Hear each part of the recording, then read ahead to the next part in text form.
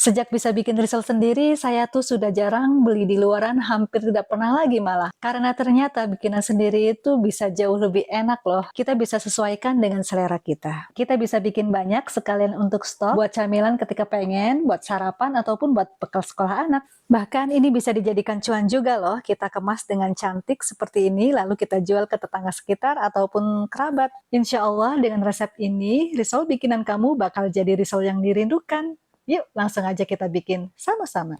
Pertama kita akan bikin adonan risol dulu. Ini kita campur semua bahan yang sudah saya tulis. Dan ini ada 1 saset santan yang kita campur dengan 1 liter air. Lalu akan kita aduk secara bertahap. Kita aduk terus sampai benar-benar adonan tercampur merata ya.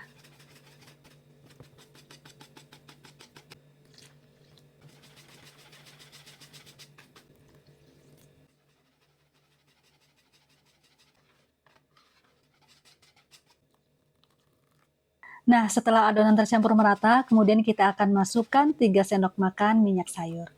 Aduk kembali sampai benar-benar tercampur merata. Selanjutnya akan kita saring adonan agar hasil risolnya itu cakep, tidak ada adonan yang bergerindil.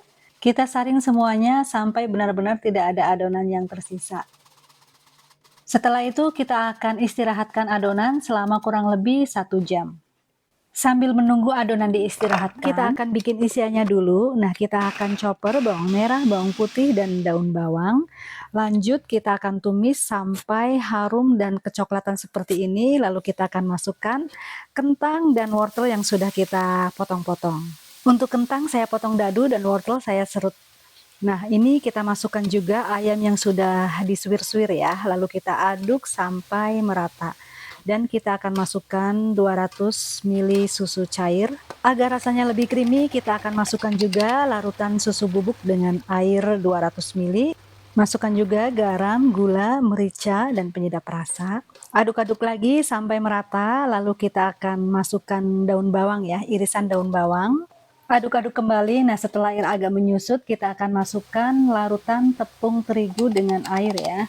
Ukuran tepung 1 sendok makan dan air 200 ml. Kemudian kita aduk-aduk kembali sampai air menyusut dan mengental. Oke, isiannya udah jadi dan ini tuh enak banget. Kita sisihkan dulu dan kita akan cetak adonan risol. Nah, ini dia adonan yang sudah kita istirahatkan. Kita akan aduk dulu agar tercampur merata. Kemudian kita akan tuang ke dalam wadah dan kita akan mulai cetak satu persatu. Nah, cara cetaknya tuh saya pakai wajan kualik ini ya. Agar lebih praktis dan lebih cepat, hasil kulit risolnya pun lebih bagus karena ketebalannya itu sama. Pertama kita akan panaskan dulu wajannya dengan cara terbalik seperti ini. Kemudian setelah panas, kita baru celupkan ke dalam adonan. Dan jika ada lubang di atas kulit risol, kita tinggal olesi saja dengan adonan tepung menggunakan sendok seperti ini. Lakukan prosesnya seperti ini sampai adonan habis tercetak. Dan di tahap ini benar-benar membutuhkan kesabaran ya Bunda, karena kita memang harus cetaknya itu satu persatu. Untuk ketebalan kulit risolnya tuh ini pas banget karena tidak terlalu tebal dan tidak terlalu tipis. Saya nggak sukanya beli itu karena kadang kulitnya itu terlalu tebal, jadi isinya nggak begitu berasa. Kalau bikin sendiri itu beneran deh Bunda, ini enak banget, pas banget ukurannya. Nah, ini dia kulit risol yang sudah kita cetak semua ya. Kemudian kita lanjut akan melipat risol. Cara lipatnya seperti ini. Kita tinggal isi isian rogut, kemudian kita lipat seperti ini. Dan kita lakukan terus sampai habis. Pastikan agar panjang risol itu sama ya. Bila belum terbiasa mungkin bisa pakai ukuran dulu ya.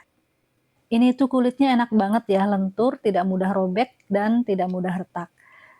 Walaupun adonannya itu tidak ada campuran tepung lain ya, murni dari tepung terigu saja dan telur. Kulitnya itu enak, ada rasa gurihnya dari santan, dan perpaduan dari garam dan gula yang pas. Jadi manis, gurih, asin, enak deh pokoknya.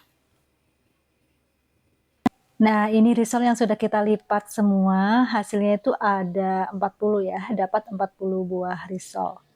Sekarang kita akan proses tahap berikutnya yaitu tahap penepungan ya. Ini kita akan larutkan 150 gram tepung terigu dengan 300 ml air. Kita akan larutkan sebagai balutan risol ya. Kita akan balut dengan tepung, kemudian kita akan balut kembali dengan tepung panir atau tepung roti.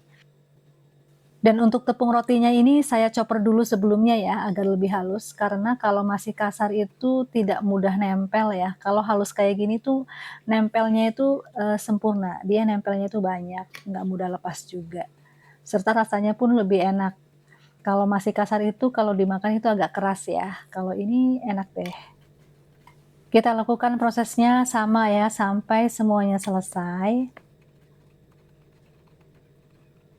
Nah, ini dia risol yang sudah kita balurin dengan tepung roti dan siap untuk digoreng.